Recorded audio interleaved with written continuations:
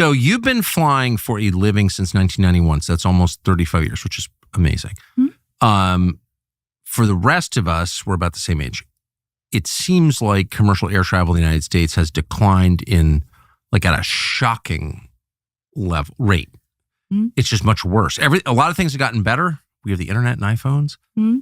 Why is commercial air travel in this country, and not around the world, but in this country specifically, much worse than it was? What is that?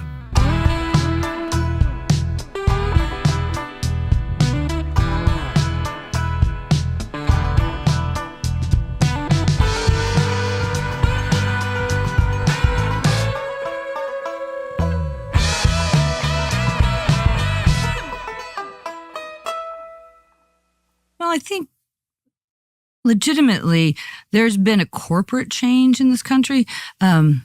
ESG started to take over. You've got the Larry Finks of the world that are driving corporations or CEOs toward issues that not necessarily are customer oriented. Yeah. And so when ESG doesn't help the customer?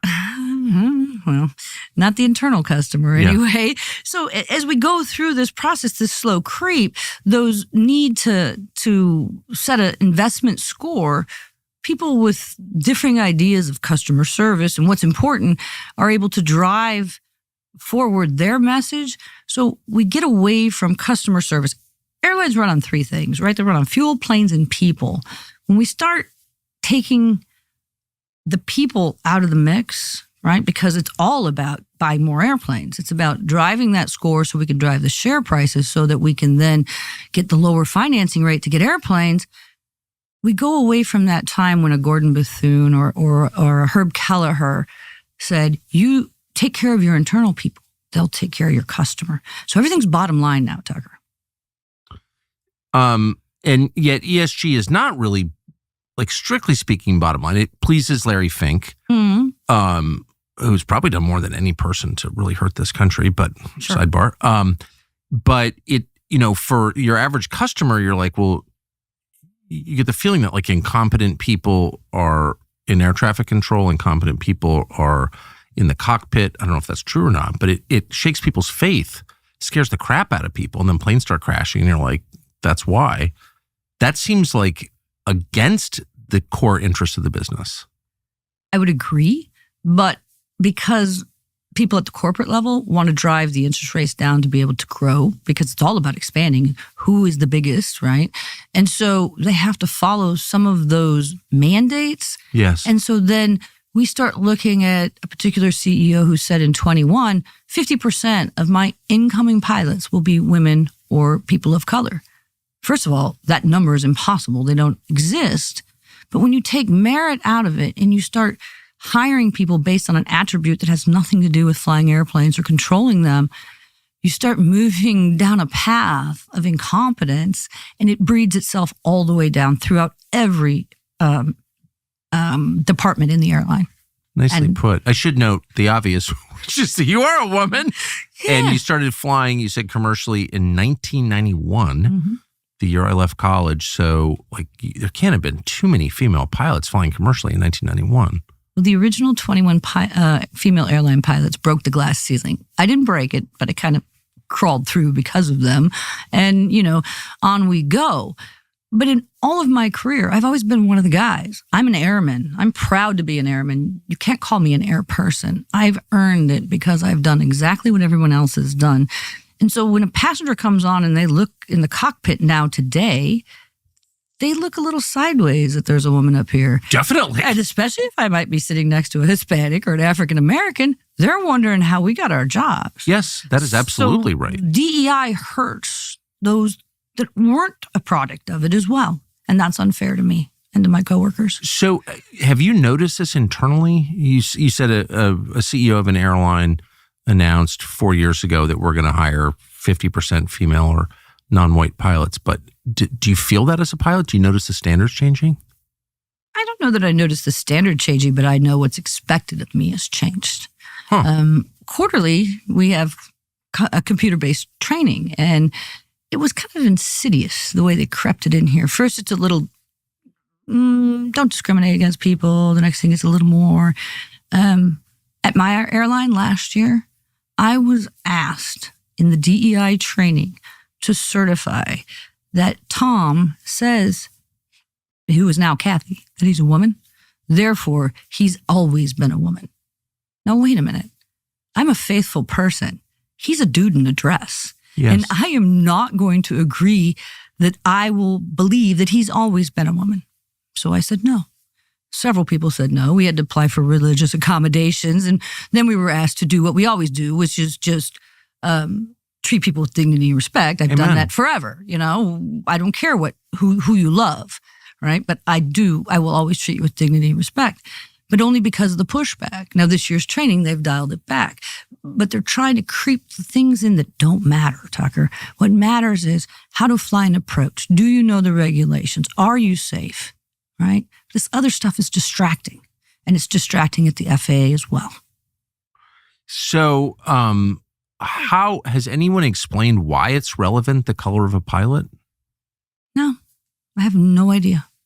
So it started with you're probably racist. We have to make you non-racist. Sure. And then it goes from there to it's really important. The skin color of a pilot is really important somehow, but no one ever says why.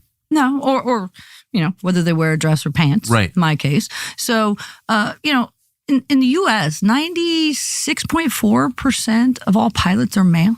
Yeah. Right. So there's like less than 4% female airline transport pilots. We can do everything, and I'm an advocate for doing everything we can to get people interested in the job. But Tucker, there are some people who just don't need to be doing the job either. And you can't fit a square peg in a round hole. I can teach anyone to fly, sure. But there's some that I would not want flying my family. Have you seen those people? Oh, yeah. Oh, yeah. Like, give me an example. One of my first students, female, I tried to teach her how to fly. She could fly, but she just couldn't put it back together. You know, when you go around, it's push the power up. And it was dainty. It was just some skill sets that they just don't have. An aggression and, a willingness to get out there and learn it. To manhandle the machine, right? Yeah, you have to be in control, especially in a Cessna, right? Yeah. It's not like my auto throttle big 767 autopilot, et cetera. But the bigger problem we're having today is because it's a lucrative career, a lot of people they've been talked into getting involved. And so they see the money. They might not be quite fit for it. I'm also a college professor. I teach human factors for Indiana Wesleyan. So I deal with a lot of the undergraduates and the people coming up. People quit their jobs midlife. Oh, I'm going to chase the money. They don't realize what they're doing. And it's a different generation. And my son is of that generation, so I don't want to speak badly of him, but the priorities are different, right? And so to get them to understand the commitment that it takes to succeed in this career and to get all the way through it, and then to have them, it's kind of entitlement, if I can say that, Yes. And they grow up. And I don't want people to think I'm saying, I walked a mile in the snow to school, therefore you're not qualified, right? Right. But airplane technology has changed. We learned to manhandle those Cessna 172s. And from that, we learned how to manhandle the next biggest airplane. These kids are growing up in glass cockpits with computers.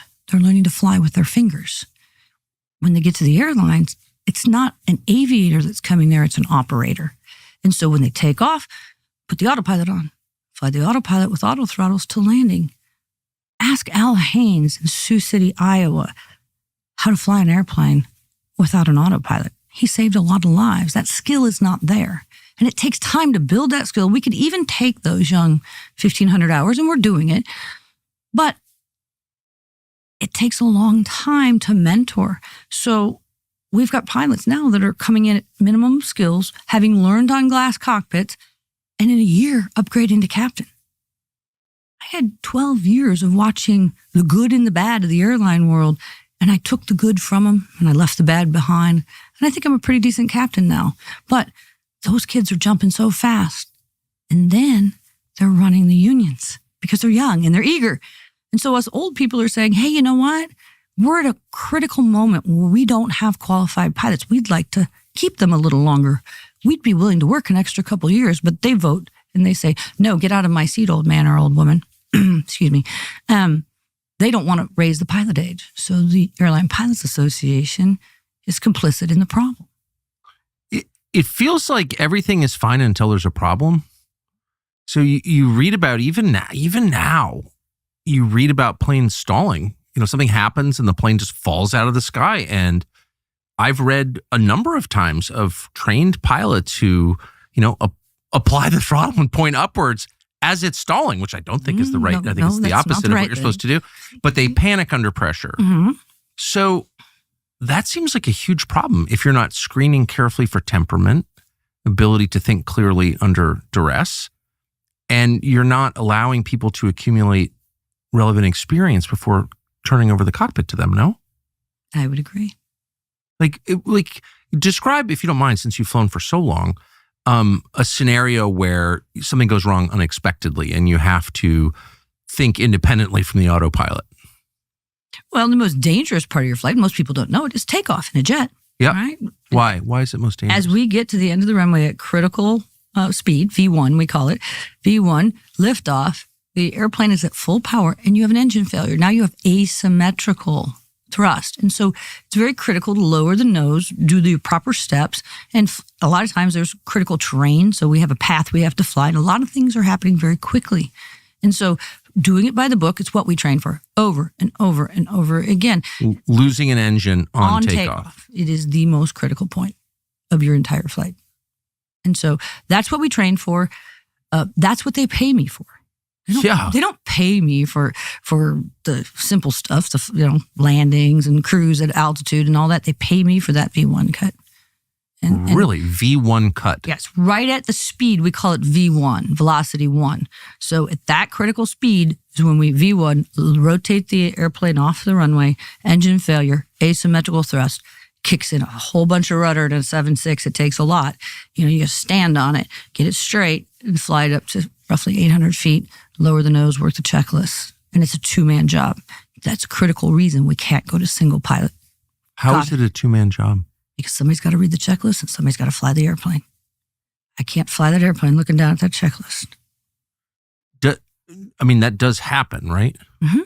And everyone we've had that I can remember has been extremely successful. Really? Mm-hmm. So people survived them all? People survived. The last actual death in the U.S. transport category outside of the commuters, 2005, Southwest, and it actually wasn't on board the plane. It was at the gas station across the street at Midway. So we have an incredible safety record. But we have that safety record because of the people up front, right? The system's kind of working against us, though. I don't know if you've seen the preliminary results of the DCA midair. No. We have a serious problem. So describe what you think happened there. It's not what I think happened. So DCA, the plane that hit the helicopter over the Potomac. Right, the helicopter that hit the airplane over the DCA being the in-town airport in Washington. I shouldn't speak in lingo. Washington Reagan National. Thank you. No, I know what I know from watching the NTSB press conference. And chairwoman was speaking. She explained several things. It's only preliminary. No blame was assigned at this point. I have my personal belief on blame. But the design of the system failed those passengers, okay? The way that route through there was designed, they looked back for 11 years, 945 plus thousand potential incursions in 11 years. My teeth hit the floor. I thought we had air traffic control to prevent that. We do, but the problem she detailed is the design of the system. That approach, if the helicopter is in the right place, the perfect ideal place, the clearance between the approaching aircraft and the helicopter at one point is as low as 75 feet. Come on. Watch her debrief. I was astounded. The rotor blades on that helicopter are like 30 feet radius. Holy cow. And now we know the helicopter was outside of the ideal place. And obviously, 75 feet, Tucker, when I pre-flight an airplane, between my first officer and myself, the regulation says they have to be within 75 feet. So right there, we've taken out the protection. What in the world was the FAA doing? And this is in the nation's capital, and these are military helicopters and commercial aircraft. All eyes are on that airport. That airport has all kinds of restrictions on it after 9/11. You know better than anybody. Yeah. No private aviation, all this stuff. They really pay a lot of attention. It's like 10 seconds from the White House. Mm-hmm. So if they're that sloppy at DCA, of all airports, right, What the hell are they doing in Santa Monica or wherever? Wichita or, LAX, Boma. Yeah, who knows? Who knows? Where does the data go? The problem is the FAA is twofold master, right? A regulatory body and a promotion of the industry. So what is it? I'm sorry, I don't know what that means, promotion of the industry. The charge to the FAA is to promote air travel in the United States and to regulate it. Huh. That's been their mandate from the beginning, yeah.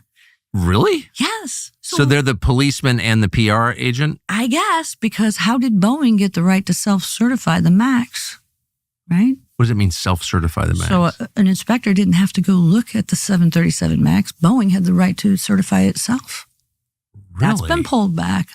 Everything that happens in aviation, every regulation happens as the result of blood, right? And so nobody's being proactive in this agency. Now, I love Secretary Duffy, and I love his attitude, and it looks like the new nominee for the FAA administrator is great. But the question is the next level bureaucrats. These are people who have, for their entire careers, be it and a lot came from the military, they like sitting behind green government desks and drinking government coffee. And so, to have to get up and go over there and look at those reports or do something with them, that's got to change. So last year I get home and there are all these boxes in the kitchen. I wonder what these are. I open up one and they are tortilla chips made by a company I'd never heard of called Masa. Masa chips are not like other tortilla chips in that they are all natural. There are only 3 ingredients in the chips and there are no seed oils whatsoever. My wife had ordered these because she's a healthy person. And so I immediately hit them hard and they're delicious. And not only are they delicious, they don't make you feel bad. You hit any kind of chip on the market in the United States, eat a whole bag of them, for example, and man, you do not feel good. I'm not going to get more specific, but you just, it's like a head injury. You eat a bag of Masa chips, and I can confirm this because I did, and you feel great. You feel totally fine because it's real food. There's nothing weird in there. There are no weird chemicals in there. Once again, there are no seed oils, just 3 simple ingredients.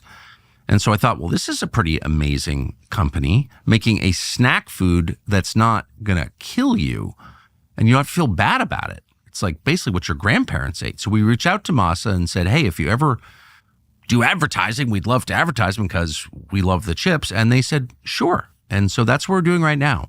We're telling the truth about something that we eat and love and we think is great and recommend it strongly on the basis of more personal experience than I want to admit in public, but they're really, really good. So you can go to masachips.com/discount/Tucker to start snacking well. You get 20% off your first order. We enjoy them. Hope you do too. So here's what we know. Just to go back to the DCA crash for a minute, because it's... And all I know is what she said in her press conference. It was astounding. Why don't we know who was flying the helicopter? I'm sure they do, based on... the voices, one was a female, one was a male, right? So the flying pilot is never the talking pilot. So just listening to the tapes, you could tell if it's a female voice, then the male was flying. If it was a male voice, the female was flying. So I don't know. Why the hesitance to assign blame? All these people died? Oh, no. It's not hesitance to assign blame. This is the initial, right? This is just the fact piece. It takes up to a year. They go through all the flight data. We don't know if she was off her location because of a mechanical failure, right? We all want the answers to why, but we in the industry want the fix. Of course. So were the altimeters off? Was it a training issue? Was somebody in the wrong place? Was it air traffic control, et cetera? So we've got to go through all of that. And they'll recreate it and superimpose it and fly it in a simulator and check all these different pieces and parameters. And then they'll start looking at blame. But your point is the structure itself was reckless and crazy. The system was broken and it should have never happened. There was a plane I know you saw this in Canada, I think in Toronto at Pearson, that came in really, really hard on landing and flipped over. Mm-hmm. Remarkably, everyone survived. Great job by the flight attendants. Yeah, right. But I guess that's my point. Wherever you get to the stage where you're relying on the flight attendants to save you. Yeah. But that's what they're trained to do. So that was actually perfect. And God bless them, of course. But how did we get to the point where Like, how did it flip over? How do you flip over a plane on a runway? I don't understand that. They haven't given out the preliminary. I have my personal opinion. It's only opinion. Right? Of course. And you're obviously... We know the female was flying, right? Because of the radio calls. I'm a human factors expert. Part of that involves vision. Yes. So I'm thinking that they were coming down, and you've seen the snow kind of swirl across the road a little bit. Yes, for sure. I think she was looking at the point, and she was ready to transition her eyes and land, and she got a swirl. And I think she lost a little bit of, situational awareness with the runway. That's what I think, because she flew it right into the runway. Hard. So that was the core problem. She hit too hard. She hit too hard, and it collapsed. It broke the gear, and one wing went up. High wing is flying, low wing is not, and it flipped right over. Damn. So, remarkable. Some people think it is involving, a gust, a last-minute shear, but I don't see the ailerons moving on the wings to counteract that. So I still think it has something to do with just a little bit of situational awareness. At the end, we'll know. We'll know in 30 So days. If you're moving people through the process at accelerated speed, both for ideological reasons and for practical reasons. Right, you got to fill the seats. Yeah. You're hiring on the basis of irrelevant criteria, then inevitably you're going to get a reduced skill level. Like, how could you not? Especially when the pilots are more worried about their rock videos and they're part of a clique, if you've seen it. The girls at Endeavor embarrassed me.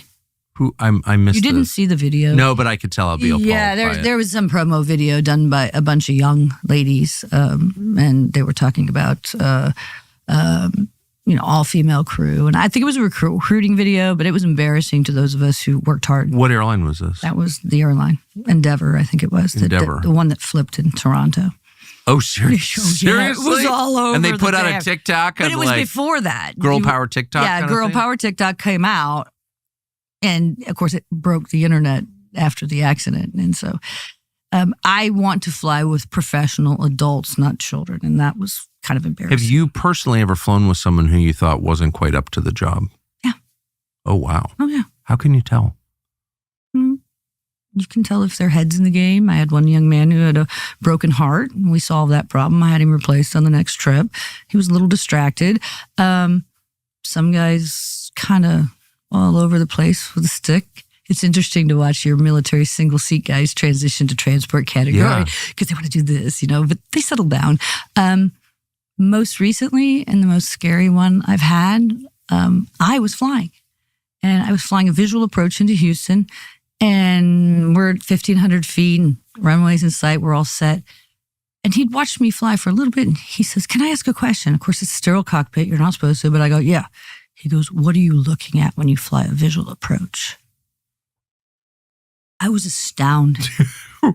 The ground? I said, when we get on the ground, we'll talk about this. No, you're cross-checking your instruments. You're double-checking the ILS. There's some outside light indicators. There's all the inside-outside that to aviate an airplane, right? And you're checking your speed. And he really didn't understand. And I said, "Why do you not understand?" He said, "Because in the simulator, they told me, fly the autopilot to 50 feet, click it off, look up and land." I almost fell over, Tucker. And I've talked to a lot of people about this, and I don't really think that that's what they were training. I think what they were trying to train was how to do a visual approach in a simulator that doesn't allow it. They just need to check the blocks. So you'll learn this out on the line. This is how we're going to teach you to fly the simulator only. But he understood that to be how you would operate in an airplane. So the disconnect is there because the experience level wasn't there. So if I have a pilot approaching me saying, "What are you looking at when you land an airplane?" That's a problem. So I think for, non-pilot civilians like me, the expectation is that all your pilots either come from the military or Embry-Riddle or a school like, a school like, sure. Or a school like Embry-Riddle being the most famous. My alma mater. Your alma mater. But that they're all kind of like aviation nuts, and they bug their dad for lessons at the local airport. Wash the airplane for a lesson. Exactly. Yeah. And that they have a lot of experience in Cessnas. Mm-hmm. And that's really relevant because the basics of aviation are just so obvious in a little plane, right? Mm-hmm. Do you ever get pilots who don't have that experience? No, most have that experience, or at least come up through the civilian world. Military is getting harder to find, right? The military is shorthanded as it is. People aren't leaving. We haven't had a war recently, so they're not leaving the military. They've all left the military, right? Because of the policies, and they're here already. There's no one in the pipeline, and so that's the problem. It's who's out there, and so. People that weren't necessarily the creme de la creme, now we're stuck with what's left, and we're trying to fill seats. I will say, the economic demise of something like a Spirit is a bad thing for those people. We're now starting to get them coming to the big airlines, and so that's good for the passengers. It's good for them. They do have experience, but that rapid desire to grow post-pandemic.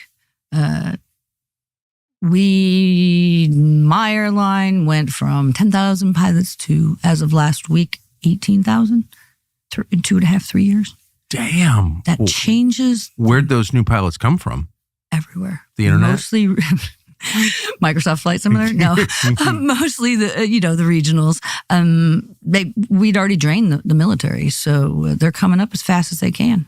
And they out of college, restricted ATP at 1,250 hours, flight of 1,500, interview, and right in the door, right in the right seat of a 757, and 2 years later, you're a captain. And you're talking about 26, 25. Ooh. So that slow down judgment isn't there either. The hardest thing I have to do at work, Tucker, is explain to my new first officers that when you see on your papers that the van leaves at 8:00, that's go, not show. Don't show up and then pay your credit card bill and all these things. They're young. I don't want to generationalize this and say that whole entire, because my son's of that generation and he's responsible. They're just irresponsible, want to do it their own way. Right. They're just green at life, not just at piloting. No, they're green at life. They haven't dealt with responsibilities and things, and they don't want to fly. They call fatigued a half hour before the flight. And it's like, dude, you had better be where you need to be. That's what they pay us for, right? You've had people crap out a half an hour before? Saturday night in Newark, and I was a passenger. Yeah. No way. Like just too hungover to fly? No, he'd flown from one airport into Newark. It started at 9:00 at night, flew a 30-minute flight. They were going to reassign him to cover the late flight. And he just said, no, I'm fatigued. Oh, wow. So that becomes a problem too. So all of these reasons that we need to maybe hold on to our senior pilots to mentor our junior pilots a little longer, they add up. What, just to finish it up, what happened to the kid who asked you what you're looking at while you're landing? We talked about it. He's good. He'll be just fine. And I've talked to the training department and explained to them that we have some questions out there. So I'll see him again shortly on another trip, and we'll talk about it again. But I'm sure he's... In all these decades of flying, have you ever been afraid in a plane? Never. Not one time? Never. Don't have time to, Tucker. Instinct takes over. Adrenaline takes over. If your pilot's afraid, they probably shouldn't be there. No, that's right. In fact, everything just slows down. As fast as I go, and I am, most people say, sure, you talk too fast. No, I say, you listen too slow. But, when it comes down to the emergency, everything just stops. And that's what you want. Have you had emergencies? I've been blessed. No. My husband, however, has a black cloud over his head. Really? What happened to him? I'm looking at him out of the corner of my eye right now. He looks very calm, I must say. 1998 on St. Patty's Day. Yesterday was the anniversary of his almost near death. It was a near midair at Newark. Let's see, is that a rapid decompression, an explosive decompression, a full hydraulic system failure? And he took one of my flights because we were on the same airplane at the time, and he flew to Santiago, Chile, and he had a complete standby power system failure, which is something that should have never happened in a Boeing 767. So what does that mean? It means they armed the autopilot for the approach. An explosion came out of the dash. Everything goes crazy. The first officer flies.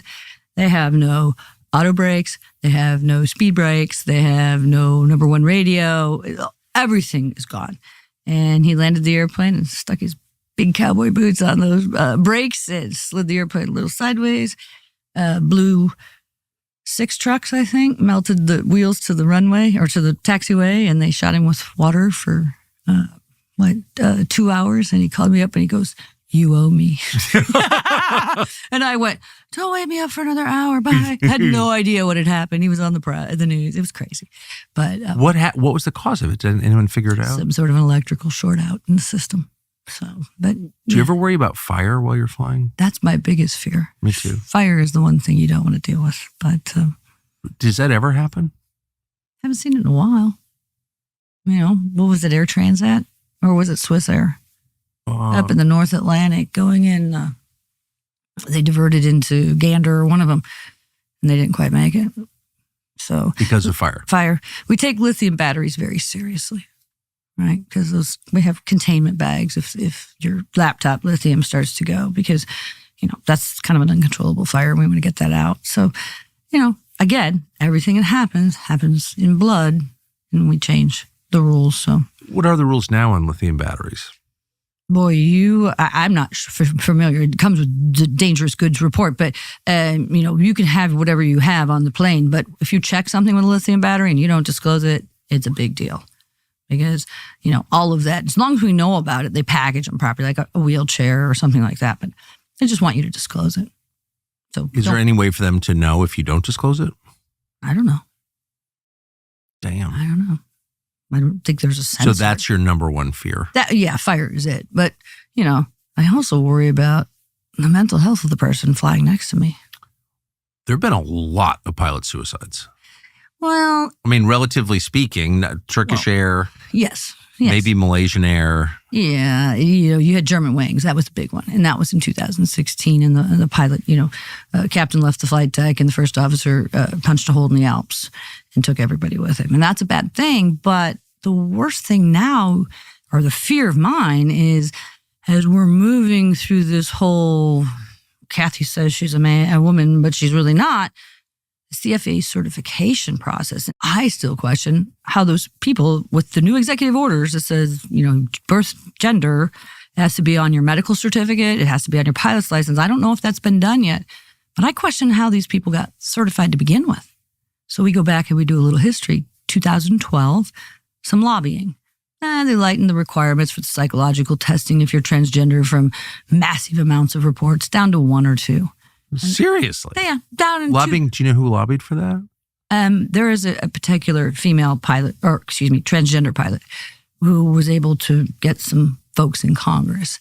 But it gets worse. In 2016, when the federal air surgeon, Dr. Michael Berry, was distracted about pilot mental health, dealing with the outcome of the German Wings, the several transgender organizations and another pilot really pushed. And they got Barney Frank and congressman out of California to take up their charge.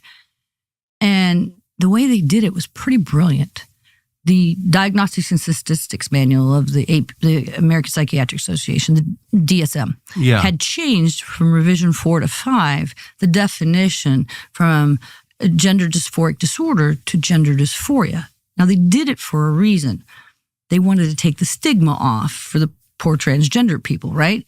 But they couldn't fully pull it out because then there wouldn't be a diagnosis code, and they could not then use their insurance to cover their surgeries or their home rule replacements. There's articles all over the internet about it, right? That's fascinating. They were playing the game because the American Psychiatric Association, of course, supports all of that. So they're absurd.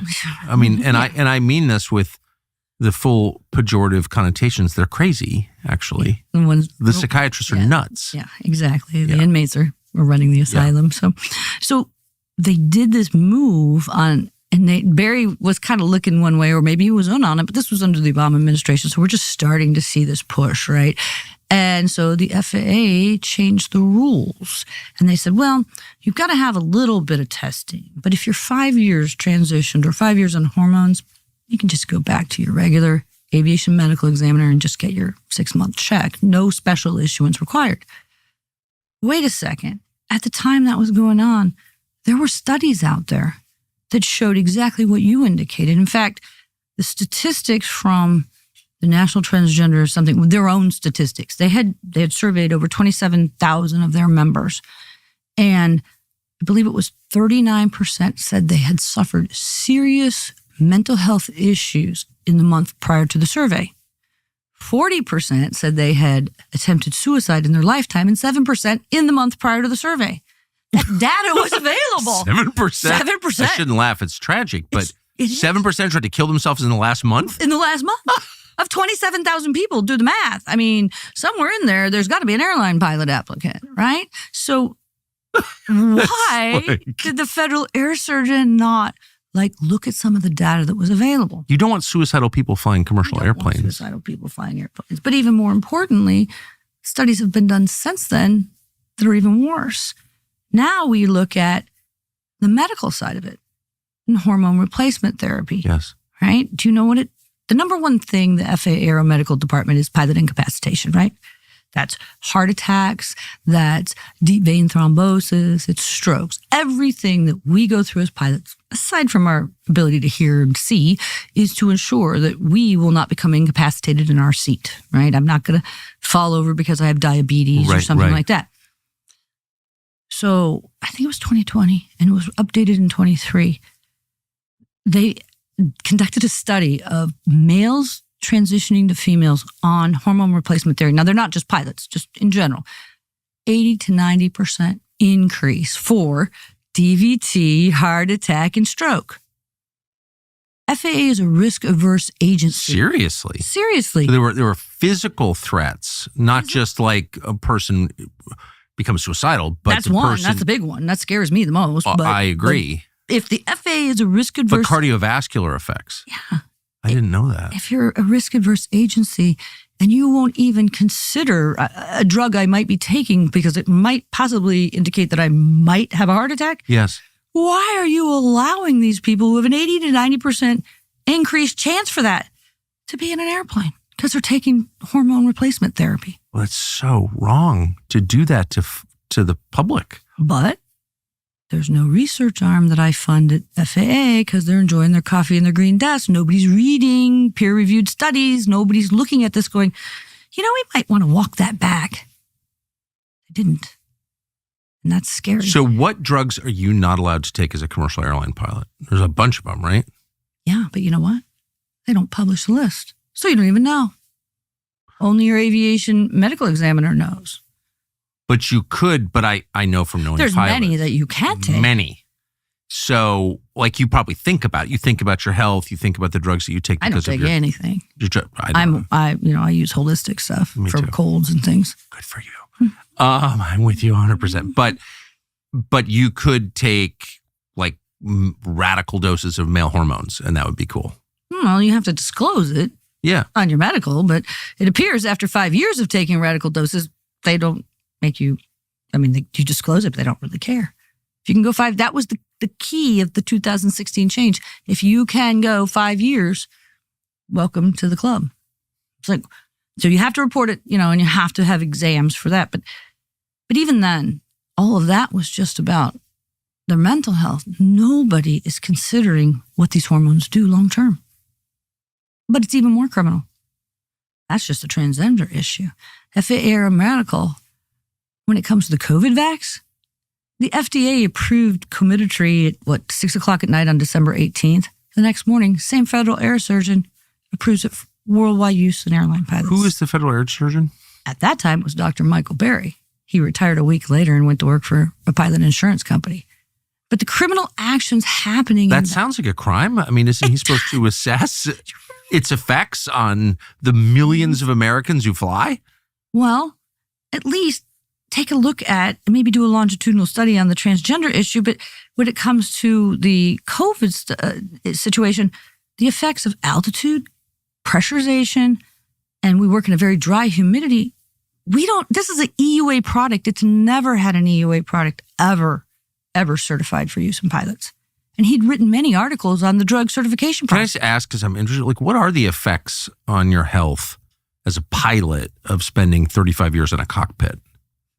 Because it is a lot weird... of wrinkles. It's dry, right? Yes. It's dry. So hydration, cosmic radiation. I've had skin cancer. Coming through Well, it's cosmic radiation is when you fly above the tropopause or up in that area, right? So there's radiation all the time. It's not just when the sun's shining, right? It's exactly what the astronauts suffer up on the space station. It's radiation that's up there. So a lot of your pilots, high levels of prostate cancer among male pilots, breast cancer among female pilots, through the roof. Really? Mm-hmm, mm-hmm. We're not in a shielded environment. The higher you fly, the stronger it is. So when we look at those sorts of things, take care of yourself, folks. But we don't know what those drugs were doing to people. And we don't know pressurization, humidity, and altitude effects on them. Only 3 things are absolutely certain in this life, and you know 2 of them. First is death, second is taxes, and the third, unfortunately, is getting ripped off by your cell phone company. If you're a Verizon, AT&T, or T-Mobile customer, you know exactly what we're talking about. But there is an option. You could save a ton every month by switching to the service that we use. It's called Pure Talk. Pure Talk is an earnest friend of the show, and they are the answer. If you become a customer of Pure Talk, you get unlimited text, talk, and 5 gigs of data, which is enough for most people, on the country's most dependable 5G network. And here's the punchline. It costs $25 a month. So the average family of 4, we did the math, saves over $1,000 a year when they switch to Pure Talk. $1,000 a year. Plus, it's a great service. Their customer service team is based in the United States. You can switch hassle-free in as little as 10 minutes. You even get to keep your phone and your phone number. To find out more, go to puretalk.com/Tucker to make a switch, and you'll save an additional 50% off your very first month. Pure Talk, wireless by Americans for Americans. Yeah, because it's a totally different environment from the one the rest of us live in day to day. Yeah. So explain what happened with COVID. So COVID... So just if you don't mind telling that story, because I think it's interesting. From the mandate perspective? From a mandate perspective. Okay. Well, not from the Wuhan lab. No. Fauci funded. No. Well, I mean, it's interesting, Tucker, because I really never thought I'd ever get into any of this fight. I'm just a mom. I'm cruising along through life. And New Year's Eve of 2018, I looked in the rearview mirror and the lights were going off and I pulled over. I got busted for DUI. Ooh. Yeah. Greatest thing that ever happened to me. And God, I questioned him, and my darling husband said he never gives you more than you can handle, Sherry. And I didn't know at the time, but he was preparing me for the fight of my life. I had to fight to get my job back. The FAA was straightforward.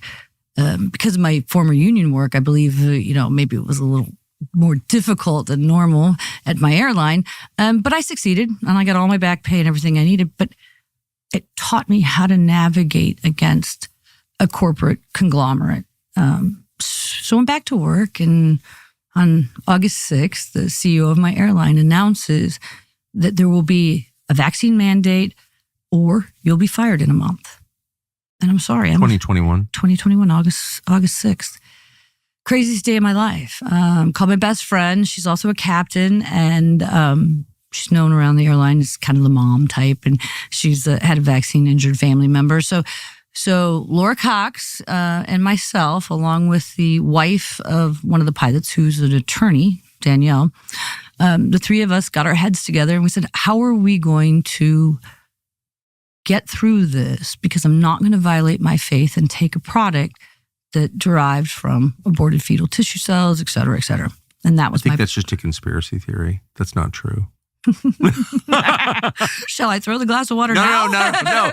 It's just so funny. It's like for that whole period, I tried to think about COVID and that whole chapter in our country's history and in my life, but you would hear people say, well, I'm getting a religious exemption, and then no one ever asked why. No. And if you ask why, they'd be like, well, there's some connection between the vaccines, the COVID vaccines, and abortion. Mm-mm. And then you'd hear someone in the background say, that's a lie, and then just sort of move on, and no one ever talked about it. But those vaccines were derived from aborted babies. Aborted fetal tissue cells were used in either the development or the manufacture of all 3 of the U.S. approved drugs.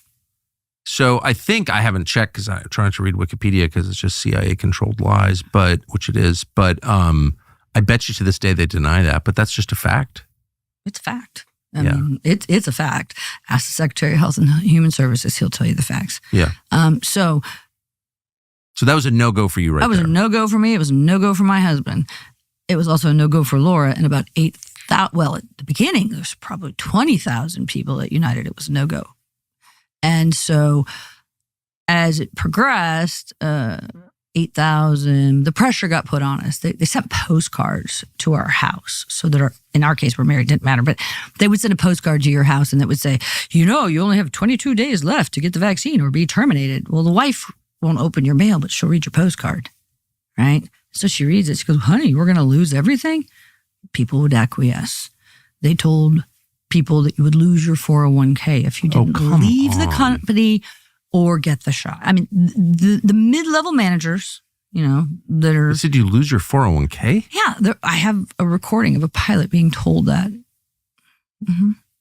You can't have your retirement. You can't have your own money, right? It gets better. But these pressure was just intense, right? And so people would fall off. And the whole reasonable accommodation process was onerous and corrupt in itself. And there's thousands of pages of discovery documents on our organization's website. So if anybody wants to read about, but they wanted to put like scarlet letters on our ID badges for the unvaccinated, so that other people would point and pick on us. It was crazy. But the three of us got together, put our heads together. We hired the best law firm we could find, Sher Jaffe out of D.C., and we filed for an injunction, and we still didn't quite get there. In November of 21, every one of us were put on unpaid indefinite leave, basically fired. What did they say to you? They didn't. They just said, you're done. And how long had you worked at the airline at that point? I got hired in 1998. It was 2021. That's crazy town. Mm-hmm. So you spent most of your adult life there. Mm-hmm. Never had a problem. No. Well, I was a union rep. I've had my share, but right, fights. But yeah, in general, no. I've never had an crashed accident. a plane. Oh gosh, no, never failed a check ride. Never have done anything like that. And they just can you without sayonara, see ya. Mm-hmm. But we kept moving. I want to attack your CEO. I used to work there, so I don't want to make your life. Well, I mean, it's in the press. But we all know there were 3 airlines that mandated the vaccine: Hawaiian, Kalitta Air Cargo, and United. So that's it? That was it. The rest were mandated eventually because nobody would follow along, right? They knew better. But United was the only domestic. Well, Hawaiian's domestic, technically. Not France. I know. Let's be honest. Contiguous United States. Continental United States. The big carriers. Right. Mm-hmm. Delta, American. Mm-mm. No. They only were United. And nobody followed, then the president, Joe Biden, instituted the OSHA mandate, right, for contract. If you have more than 100 employees, you have to mandate this. Or the government contractor mandate. If you do work, and everybody flies the mail, right? $4.6 billion business every year to the airlines and flying U.S. mail. So as a contract, you had to mandate it. But the guys at SW Freedom Flyers in North, me up in Dallas, they, they did a little pushback, the American boys, the Delta folks. And so the exemption process for them was just kind of a paper mill. Their bosses were cool about it. They were just like, whatever. And eventually both those mandates were overturned in court. But that was the way to play it, by the way. Yeah, be kind to your employees. 100%. Firing longtime employees because they don't want a vaccine? I mean, it's so cruel. Yeah, but it played into a marketing campaign. Who did that? Who made that decision? Well, it was made by the CEO. I mean, it's in the court testimony. And the judge ruled that it was a pretextual situation whereby there was a marketing campaign at the bottom line. So there was a desire for that CEO to be able to come out publicly and say, in my opinion at least, that they were the first fully vaccinated airline. And if they could do it by the holidays of December, maybe people would come back. Who'd want to fly on the first fully vaccinated airline? I don't want to fly in an airline with vaccinated pilots because it's dangerous. So that's my view. But I guess a lot of people disagree. So this was to his credit, his argument has always been it's been about safety. Safety for my employees. Look, I'm an adult. I can make my own medical decisions. So I don't need my CEO deciding my safety situation. But that was his argument. I want to just get that on the record. Because if you get the experimental COVID vax, you can't get or transmit COVID. We know that, right? Did that turn out to be true? I've never had COVID. Does this CEO, you don't have to name him if you don't want, but is he still running the airline? Yep. Mm-hmm. It doesn't have a board, I guess, the company. I'm sorry? There's no board? Oh, there's a board of directors, but. This is all so crazy. But everybody after the pandemic, remember, after this went away and then we won in court and we get called back, we're on to the next big thing, which is, male pilots, male flight attendants with beards wearing lipstick or whatever the issue of the day is. So, that's over. That's over. Don't worry. So I keep stepping on your story. No. Tell me, okay, so this comes down, you go to court, try to get an injunction. We don't get the injunction. You don't get it. And then you're laid off. We're out. Bam. Your husband too? Everybody. No, but in your case, you're married. In my house too. Yes, two of us. And my son, God bless him, he was going to school and dealing with two pilots being home, which is unusual for him. But, we made it. So your whole family's unemployed in one day because of this? Instantly overnight. Well, that's kind of heavy, actually. It was very heavy. You know what happened? 2,000 people came together. Rampers, mechanics, flight attendants, pilots. We became a family overnight. Over the last 3 years, I consider them my dearest, most wonderful friends, and I want to say thank you to every one of them for the support. Oh, what a blessing. To me, servant leadership, it's the real deal. I agree. I led them. They blessed me to the ability to lead them, right? With my friend Laura and Danielle. These people are incredible, but we've been to birth together. We've been through marriages. We've been through deaths. And I will tell you, those 2,000 people are more important to me than anything in this world. I love that.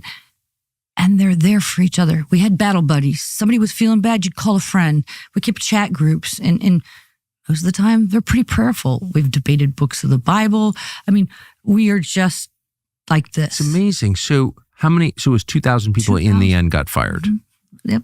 And that was down from the initial number of people who said, I'm not taking it. And 20,000 down to 8,000, down to this, But in the end, it was 2,000 people who stood strong. Plus or minus, 2,000. Did anyone fake getting a vaccine? I have no knowledge of that. I know a lot of people who have, in my community, not at my company, my husband's PA says, her mom and dad walked in and somebody set it on the counter and there's the trash when you're done. We have doctor friends that are saying this. So, and everyone had fakes. I had a fake Vax card proudly, and I would do it again the next time there's tyranny. I'm not obeying. Except for there's only one way to get fired from my airline. It's to lie. Other than that, you can. You're right. No, so I'm not going to do it. Well, but you also make it. But it's also wrong to lie, and I lied in using a fake Vax card. No, that's okay. So you were able to live your life, and good for you. Yeah, but no, you're right. That's a moral compromise, and I probably should have done that. I don't know. Trying to think about it too much. But no, but I think you're taking a really principled position in saying, I'm going to say clearly what I believe. I don't think I should be punished for it. When I am punished for it, I'm going to take my lumps and fight back. So I admire what you did. Yeah, we went through the EEOC process and then on through the courts. And right now we sit in the Fifth Circuit on appeals. So and I couldn't be rooting for you more fervently, but thank you. So what happened then? So 2,000 are fired with no support. They're not. In fact, you should have been able to tap your 401k in an emergency situation, right? They locked us out. What? You're a criminal? I could not access my 401k. They said, well, you could apply for another job in the company. I'm 57 years old. I'm going to go throw bags. Well, okay, if you want to pay me my salary. Oh, no, you're going to do it for a baggage rate. I'm going to have to drive to the airport every day and go throw. Your CEO sounds like a pig, actually. Sorry, that's my view. You're not saying that. You're welcome to right, that's my opinion. I just want to be clear, but he sounds like a pig. If you know Michael Berry in Houston, he's a radio man, and he just sounds like an awful man. And I hope he's punished. He will be. But anyway, so. But we get called back because we won in the Fifth Circuit. And how long was that? It was. I think it was around February 17th that, so we were out November, December, January, 4 months. Did you get into money trouble? No. You got no income coming in? Well, yeah, but, we're old enough to have had some savings. You have savings, right. So but you're burning reserves for that. Yeah, we are burning reserves. But, we don't live a grandiose lifestyle. So, cars were paid for and things like that. And, we were able to be. But there had to be people. Oh, there were people that were selling everything. Laura? Her husband sold his dream, which is a small fishing boat. It was not anything big, but that was his dream because they needed to pay their bills. People were selling everything, and some were taking other jobs. You're making me emotional. The mental health side of it was scary. You don't understand the number of people, Brett or myself, talked out of suicide, and it was tough. But we made it. So of those 2,000, can you just roughly break it down what they did? How many pilots? 360 plus or minus pilots. Okay. There's about seven, let's see, so that's 350. There was about 50 to 100, what we call agents, ticket agents. And the balance would have been flight attendants. The mechanics, the stores people, the majority of the agents that worked in larger cities, avionics technicians, management, they were able to work with a masking and testing regime, but it was punitive.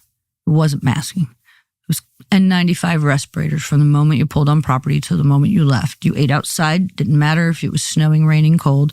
You put it back between every bite and sip. Wearing a yellow star the whole time? That mask was the yellow star. And then you had to be tested on a rolling every 7 days, and it didn't matter if you were out on family medical leave, if you got hurt at work, or were on vacation. You missed one test, you were terminated. And this is the one where they stick the stuff up your nose? And that's a whole nother issue. I never did that. I would never do it. No. So it was all punitive, and it was all punishment, but they justified it in that those people didn't work on board the airplane. So for safety reasons, they were away from Of those 2,000, of course, you can't really know, but what's your sense of the percentage of Christians among? Well, in our organization, I know I have 7 Jewish members. Yes. I have a handful. Religious? Very much so. The 7 Jewish people are religious people. Yeah, very much religious. Very faithful. Good for them. One is actually fighting a battle to get an accommodation for wearing a very tight beard. So we have those 7 or so. We have at least 1 or 2 Muslims that I know of. Yes. One of our lead plaintiffs was a Buddhist. The majority Christians. But I mean observant. So every one of these people are observant. So all 2,000 were religious people? Very well. I take that back. We had a handful of people who were very observant, but that had a medical issue, and their doctor told them don't get it. And so they applied for a medical accommodation, backed up with a religious because of their faith. But I would say 99.9% are heavily. So what you're saying is that when you bring down a vaccine mandate, you really are getting rid of the religious people. Because, this was done at a national scale. So absolutely. I think it's fair to, if the outcome is the point of the exercise, it seems like they drove religious people out of government service. That's what it looks like to me. The military, the airline's kind of crypto since you fly the mail, but it's not really government. But yes, anywhere where there's. But they're punishing religious people. Anywhere there's a large group, of employees, places, yes, I would agree. They're. But it's also, religious people also happen to believe in the Constitution. They also happen to be free thinkers. Oh, I've noticed. And, I think there's even more insidious things than, they were after the religious people, sure, but they were also after anybody who would comply, right? I think to them it was a test to see how they could trample people's rights. But that's my personal. Absolutely no question about it. That's my personal belief. But I do think we've spent too little time celebrating the people who are willing to really have their lives reordered, willing to be punished and suffer for what they believed. Like, those people are heroes, I think. I know 2,000 heroes. Yeah. Well, that's totally. They're not. Yeah. So, so then what happens? You go back to work, and we're invited back to work eventually because of the court ruling. But then we're told, but you can't fly anywhere. You have to be careful. You can't fly anywhere? They wouldn't let us. We had restricted cities, right? Because countries might require a vaccine. Well, of those restricted cities, there weren't any countries that wouldn't let pilots in. But it was a big battle. We had to fight through this until Canada dropped the mandate for passengers. And so there were just things that were done, the constant retaliation pieces, getting called in the office because of a Facebook avatar or just dumb things. Called into the office because of a Facebook avatar?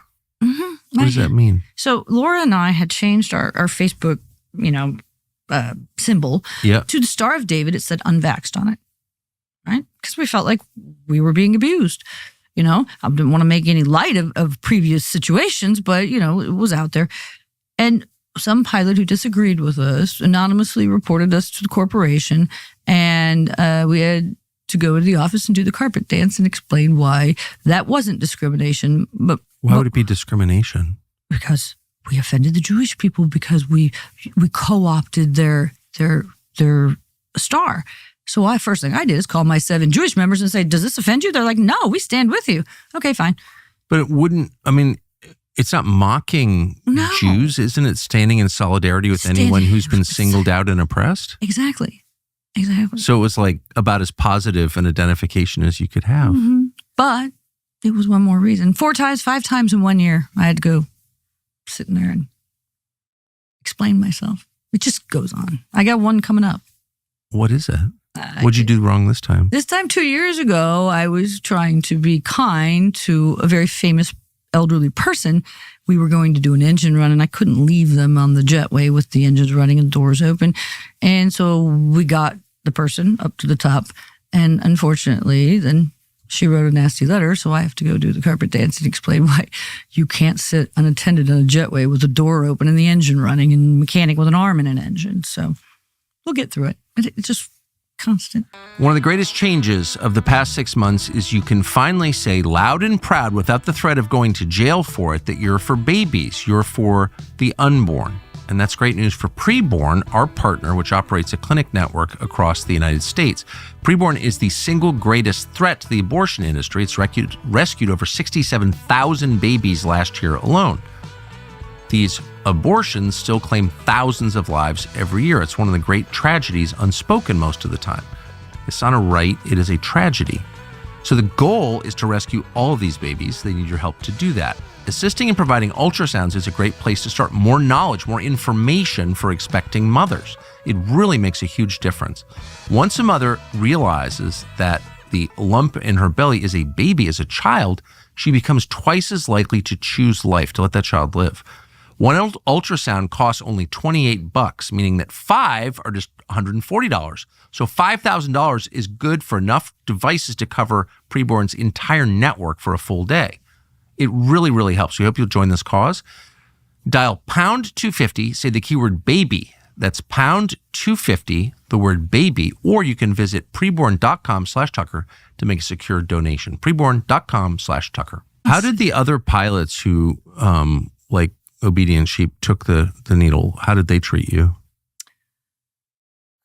I've never had anyone come up and say, you guys are causing a problem. Now there's keyboard warriors on certain, social media sites. But at work, 9 out of 10 have said, I wish I could have stood with you. Yeah.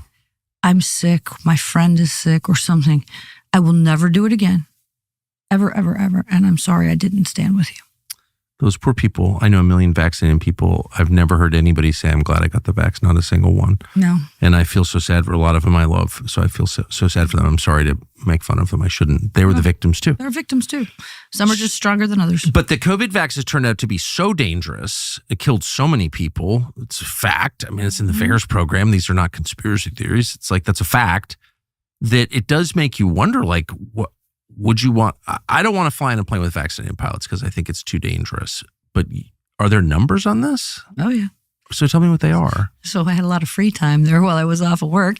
And I'd been working on my doctoral dissertation. And when this started to go down, I shifted gears. So my organization, Airline Employees for Health Freedom, we started getting phone calls. I know somebody that's sick, or I know this, or I know that. So we just put a data collection link up. And it got so intense that I said, you know what? I'm going to stop everything. I'm going to write my dissertation, and I'm going to study the vaccine injury amongst commercial airline pilots. And so almost about 7 months of data collection, 1,600 plus respondents across the industry. And understand the population is about 80-20 vaxxed, right? My study actually came out about 50-50 because a whole bunch of my unvaccinated friends wanted to help, which watered down my numbers, but it actually makes them that much more powerful because at 50-50, if I found this, what would I have found at 80-20? And what I found is commercial airline pilots in the United States are suffering pericarditis and myocarditis at rates exceeding the CDC's national average. And I proved it to a 98%. Plus or minus 4 in that regards. What are the implications for myocarditis in an airline pilot? It goes back to that incapacitation thing, right? Pilot's got to have a healthy heart. But what it really means for the short term, we're losing pilots. It's anecdotal. It's in my dissertation, but I have the charts from American, Southwest, and from the Union at United, the disability rates post December of 21 shoot through the ceiling, right? They're off the charts and they're getting worse by the day. So pilots are going on long-term disability. It's one more way to get rid of those high-dollar workers, I guess. I don't know. And when that way we have to have more young people come in. And so where it goes, I don't know. But I found things from kidney stones to serious, neurological problems, cardiac. It's really scary, and nobody wants to know about it. And the problem is, I went to the union and I said to the national president in an email, and I have it in my dissertation. It's published online. I found this. We need to address this. And he says, "Oh no. You know what? That's in the past. That might be disruptive to unity." Wait, what is the point of unions again? I totally forgot. Isn't it to take care of their members? I'm a former rep. I've seen the sausage making from the inside. We were, quote, a professional organization that focuses on safety. That's their number one point. Secondly is collective bargaining. I pay a lot of money for them to abuse me. But if your job is to take care of your people, that's what a union is, right? It's we collectively bargain. We're in this together, and we're looking out for people who have not enough power, which is the workers, against management. And they're not interested in people dying or being disabled from They weren't interested in them putting us on the street. They stepped back and said, company can do what they want. What? No, it's not in the collective bargaining agreement. That is a term and condition. That is an EEOC problem between you and the airline. That's disgusting. What's the name of this union? The Airline Pilots Association, ALPA. And ALPA is working against helping the pilot shortage by upping the age. ALPA worked against all of us in any of the airlines. I can't say that because actually, the ALPA people at Delta, they worked with Ed Bastian and they actually came up with a pretty good system during this mandate piece. But ours washed our hands of us. Are you required to be a member of this union? Unfortunately, yes. So they take your money and they do nothing for you, and they collaborate with your creepy CEO to oppress the workers there, and the union's like all on board with And it even gets better. They take my money and they have a DEI committee. It's staffed by a transgender pilot who then sends me emails explaining what my language should be. I'm trying not to use the F word. This is my Lenten challenge, but it's almost sneaking out. Oh yeah. Mm-hmm. So we don't. The union sends you that? So your union exists to lecture and torment you and steal your money? Let's just say we have people in the union, in the legal department, who are not the best and brightest. You'd obviously work at somewhere other than a union. But the rumor is I've been told that I'm the fifth rail. They don't even know the saying. It's the third rail, right? So trust me, the union and I don't get along really well, Tucker. And you were a union rep. I was. So it's not like you have some ideological problem with unions as a theory. No, I had a desire to go in there and help people and clean up the mess that was. Yeah, right? I mean, I speak for myself. I'm totally in favor of unions. I have a friend who's a labor leader, and I like the idea of unions. I do. I like solidarity, and someone needs to push back against power. I'm all for that. It's just that in practice, in this specific case, but also in others, it seems like they're collaborating against their members. Unions are, in this case, at least I use the phrase, unions are like the tick on the dog, right? They suck from the dog, but they can't kill it because that's the way they live. So in the case of the Airline Pilots Association, they collaborate a lot with management. They get what they need. They get the dues from it. And they'll do a little bit, but they can't do too much, right? Because they need the company to stay profitable or they'll be gone. Okay. Well, Yeah, enough. I don't think that's unreasonable. But they shouldn't be the disciplinary arm of the airline. In a lot of cases, they are. Everyone hates the teachers' unions. And of course I do too. I think they've helped wreck education. However, at least in New York City, like they stick up for their members. Sure. In a very unreasonable way. Even when their members are like child molesters, they'll defend them. Yeah, I think it's a little, which is bad. Yeah. But the idea that you stand up for the people in your charge, that leadership means laying down your life for the people beneath you, I believe in that. And there's nothing worse than a collaborator. Wow, that's really disgusting. Yeah. Wash their hands of all of us. And it didn't happen just at the Airline Pilots Association. It happened at the AFA, Association of Flight Attendants, right? It happened. The Teamsters, no, it wasn't the Teamsters. The dispatch union leader was the only one that fought back against the mandates, right? All the rest of them just rolled over. So are airline people political, and how does it break down politically? Airline people, okay, so we have a few of the hardcore union people, of course, that are going to lean left, right? Airline people are of the ilk of where they live, okay? Houston base is very conservative, very Texas, very red. I see in the San Francisco base a much more liberal opinion. So I think they're just people. I don't think we're not in the days of fighting Lorenzo, right? So I don't think it's really a political thing with the airline people. I think they're just part of their community. But there's something about aviation because it's science-based, it's engineering, that every airline pilot, I've known a million airline pilots, and they have the same kind of logical, coolly analytical temperament, and they believe in like the facts because they have to or the plane crashes. Bernoulli is a fact, right? We can't change that. Exactly. And like a thunderstorm will pull your wings off, so don't fly into it. Like these are just facts. We're not in control. We acknowledge them and we adapt. And we're risk averse, right? Yes. So we're going to be conservative and take the most conservative way. So there still are some liberal ones out there. Are there really? Oh yeah, they're usually the big union dogs, the high power ones. But I can't get my head around someone whose job it is to obey the laws of physics, like unflinchingly. It's like that's a fact. We have to obey that law because we can't change it. That person believing that you can change your sex, which is the most irrational thing you could say. And most of them are not faithful at all, too.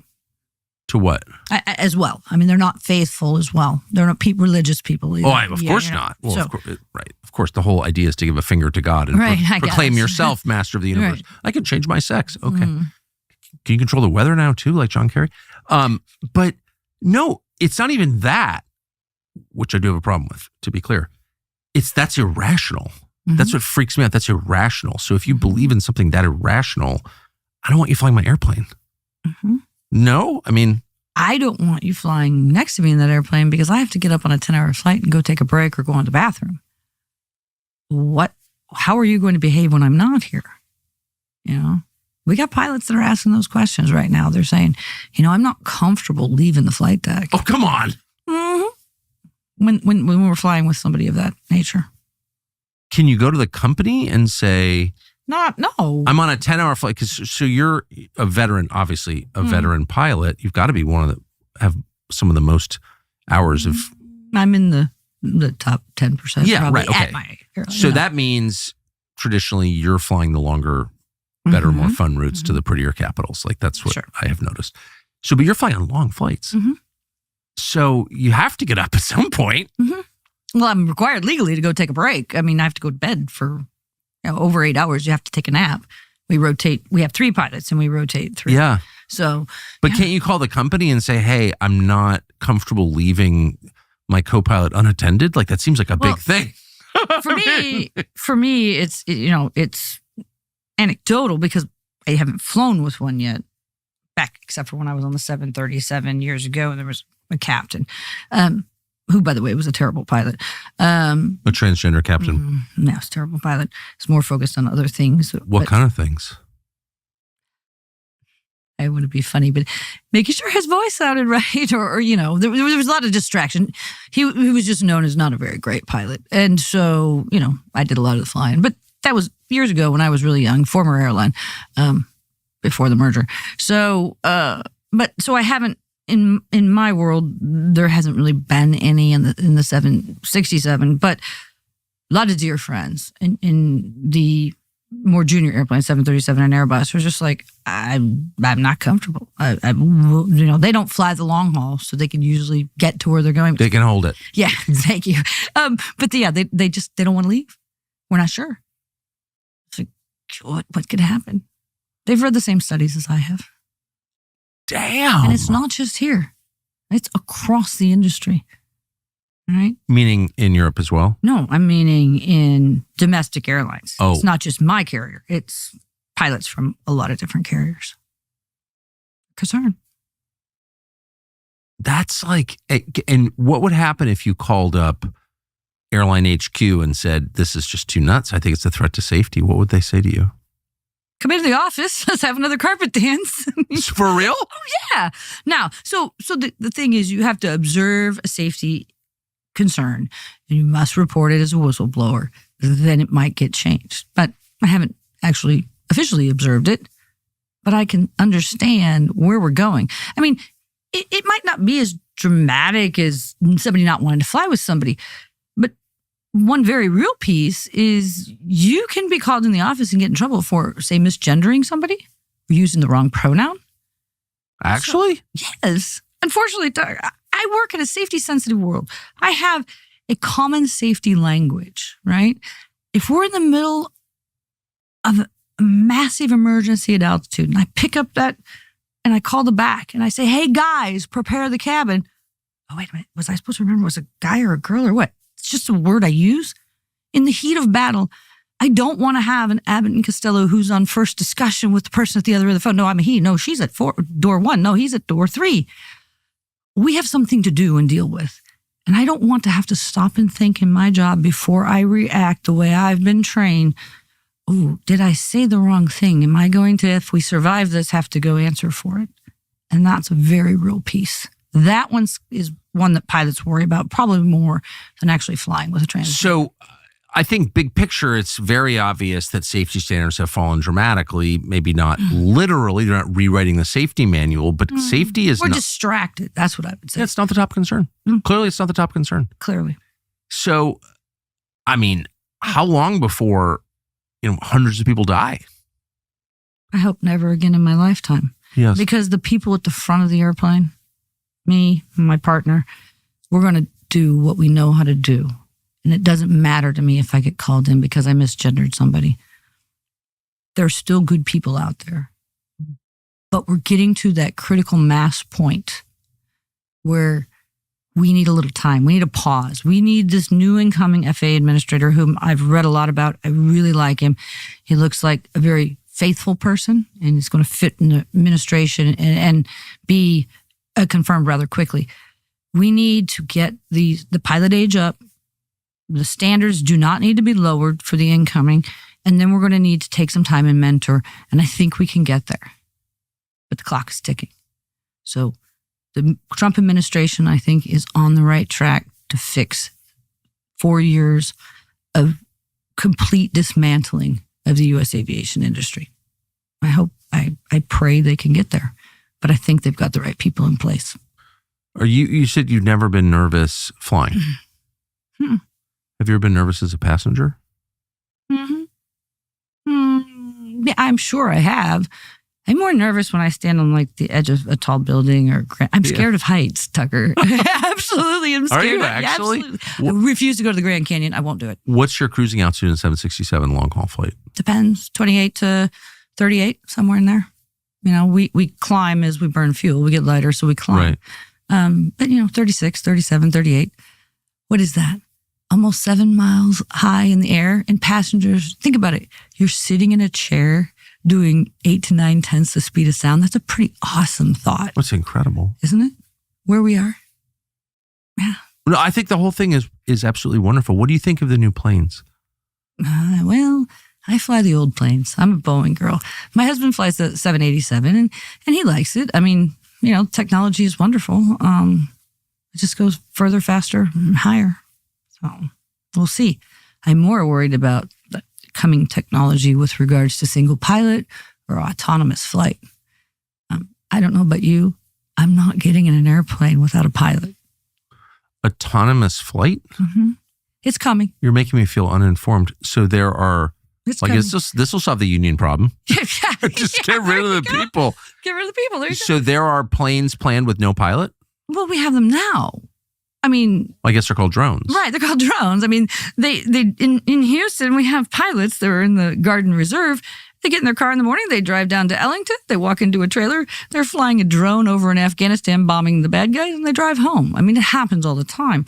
It's not coming this generation. We have cars, autonomous taxi cabs in Austin, Texas, right? They drive around and you just jump in one and it charges your credit card. First time I saw it, it was crazy, but they have it. So what's coming is, first of all, is the move to reduce one pilot in the cockpit. On a commercial airliner. Mm-hmm.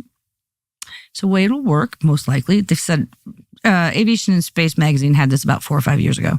They'll have a control room, drone operators, me, when I retire, all these people will be sitting in a control room, and you'll take off. Remember that old V1 rotate engine failure we talked about?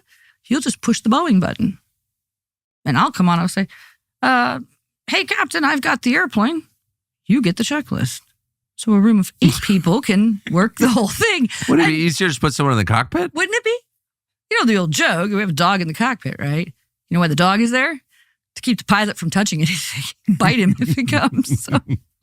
So yeah, that's the first step. They're going to it'll start in cargo carriers and trying to push to eliminate one body.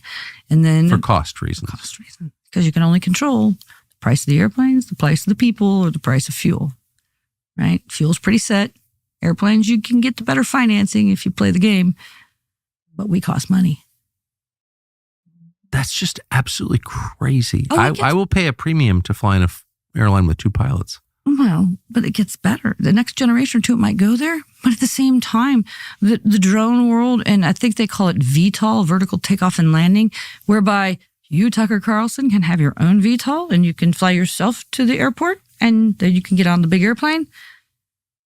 This stuff is all in the crazy works behind the scenes at the FAA. I mean, you can read about it. It's there. They're establishing corridors and plans. And it'll start with pilots operating, but eventually they're looking for an autonomous situation where the Jetsons, you walk out, get in your little hovercraft, and go to the airport, get in the big hovercraft. It's coming. Yeah, I'm hope I'm gone when this all happens. I surely will be. Yeah. Mm-hmm. Sherry, that was it was wonderful to get the benefit of your decades of experience and your honesty. Thank you for the opportunity. And I really pray for the president, Secretary Duffy, the incoming FAA administrator, that we can get ahead of this before it gets out of control. Yeah, before people die. I hope Thank so. you. Thank you very much. So it turns out that YouTube is suppressing this show. On one level, that's not surprising. That's what they do. But on another level, it's shocking. With everything that's going on in the world right now, all the change taking place in our economy and our politics, with the wars we're on the cusp of fighting right now, Google has decided you should have less information rather than more. And that is totally wrong. It's immoral. What can you do about it? Well, we could whine about it. That's a waste of time. We're not in charge of Google. Or we could find a way around it, a way that you could actually get information that is true, not intentionally deceptive. The way to do that on YouTube, we think, is to subscribe to our channel. Subscribe. Hit the little bell icon to be notified when we upload and share this video. That way you'll have a much higher chance of hearing actual news and information. So we hope that you'll do that.